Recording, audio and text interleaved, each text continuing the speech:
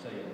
Linisin mo ang puso at isipan ng bawat isa sa amin upang kami maging karapat-dapat at maharap sa iyo ngayon. At pangunahan mo kami ng iyong banal na Espiritu sa aming pagsamba at pasasalamat upang ang lahat ng aming mga rinig at matututunan ay pawag sa iyo ng gloria. Ang lahat ay kaya aming hiling sa pangalan ng Panginoong Hesus. Amen.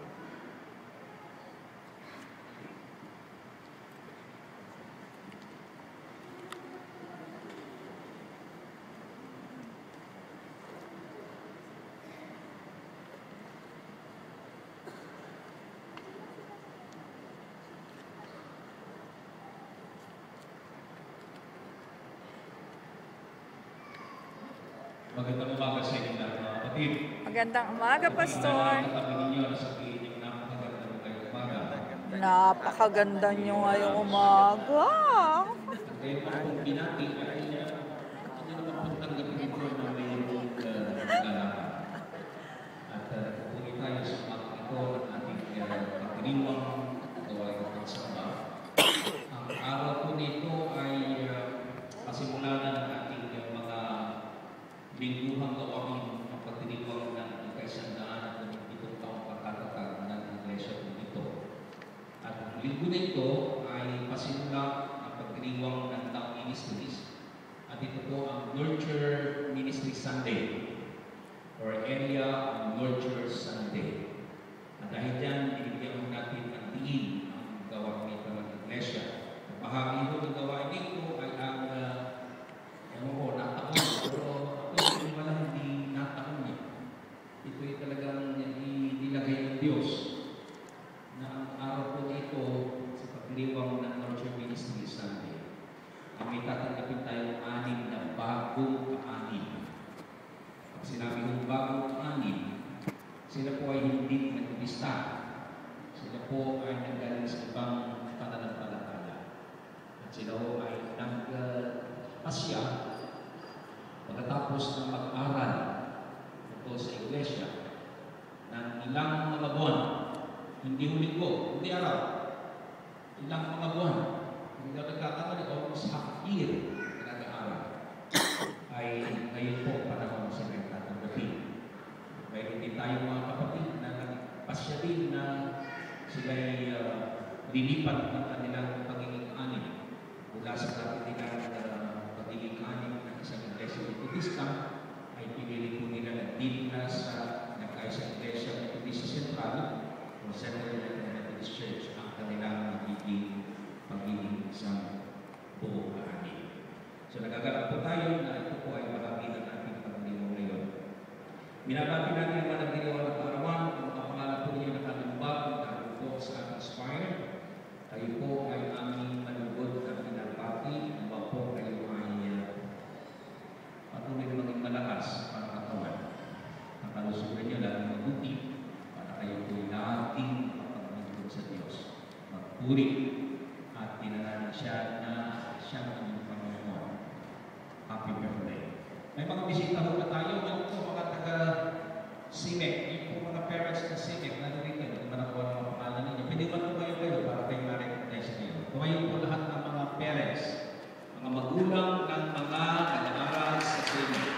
Pwede ng Panginoon. Palakpakan po natin.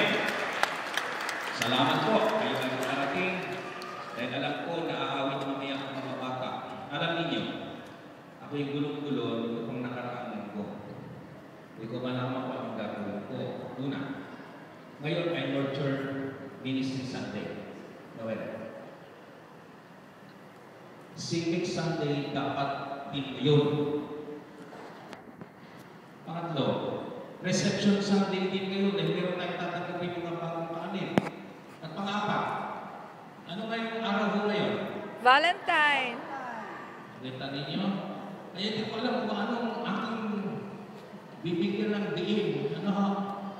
Kung yung pang Love Sunday, Civic Sunday, Nurture Sunday, at Reception Sunday. Ang sagot, none of the above. Ano po? Malalaman niyo mamaya bakit. At dahil dyan, tayo nagagalak sa inyong presensya, kayo mga naririto ngayon. Di man sa mga civic po natin, mga parents, meron bang mga iba galing po sa probinsya, kung kayo napunta ngayon dahil meron kayong pakay sa Metong Manila, pwede ba tumayo kayo para kayo po ay aming makilala at mabati? Wala akong nang gagawin, kundi tumayo lang ang salamat po. Kung nahihiya man kayo, tumindig sa umagang ito, balikan po namin kayo tinatanggap. Kapatid na Noel, ang balita ko, meron kayong ipapaliwanag tungkol doon sa gawain. Pwede bang kunin mo yung microphone doon at ano bang aming aasahan? Magandang umaga po. Kung mapapansin niyo po, for the past year and this year, binibigyan po natin ng emphasis yung tatlong pangunahing ministeryo ng ating simbahan, yung NOW, N-O-W, Nurture, Outreach, and Witness. So, magpapakita po tayo ng konting mga collage, ng mga pictures, para makita niyo po yung mga activities. Kaya mapapansin niyo rin po, this week, Nurture Sunday, next week, Outreach Sunday, at week after that will be the Witness Sunday. So, bibigyan po talaga natin ng emphasis para naiintindihan po natin lahat kung ano po yung ginagawa ng ating iglesia. Napakarami pong activities na ginagawa. So, bago natin i-play, gusto rin yung imbitahan ng Nurture Ministry na may konting, after the Tagalog service po, may konting salo-salo sa labas. Kung maaari po, pag-exit po natin, dito po kayo pupunta sa kaliwa, paglabas. Meron po konting salo-salo na alok sa atin ng Nurture Ministry. Meron din yung konting gimmick, parang games, no? Panaro ang ating Christian education. So, pangunguna ni Teacher Grace. Yan po. So, maaari po ba natin i-play na?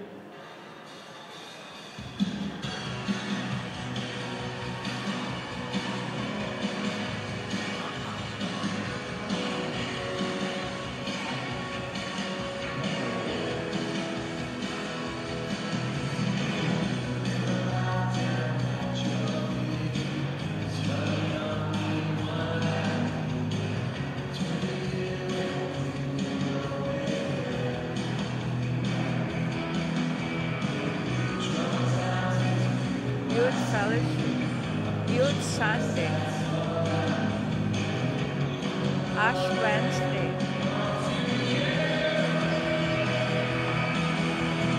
Cantata,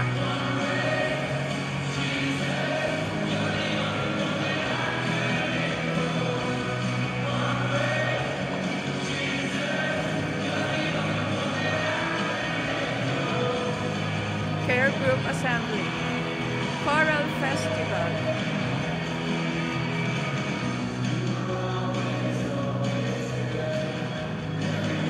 Christmas, Anniversary Celebration, Evangelistic Crusade,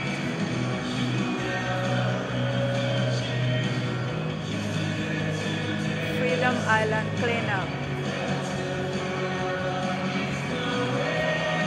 Harana Roses and Trees, Mother's Day, MIF Foreign Visitors,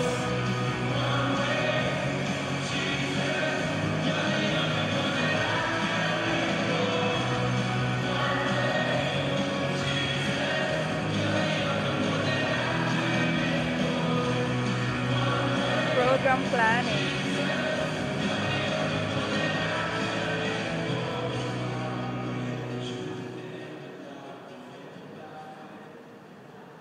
Salamat po. At dahil Nurture Sunday po tayo ngayon, mga kapatid, ipaghamon sa bawat isa sa inyo, sa inyong magiging bahagi at kayong galing sa pananampalataya. Ito yung ministeryo na ang bawat isa sa inyo ay bigyan ng pagkakataong lumalim sa inyong pananampalataya, lalo din sa inyong paglilingkod, sa inyong pagiging katiwala. At ito ang nais ng Iglesia. Hindi lang kayo tumatanggap ng linggo, hindi kayo napapalalim sa inyong buhay spiritual. Salamat po. Mga kapatid, ang membership class ay nagtapos ng linggo. At ang mga tumatanggap po doon ay ang mga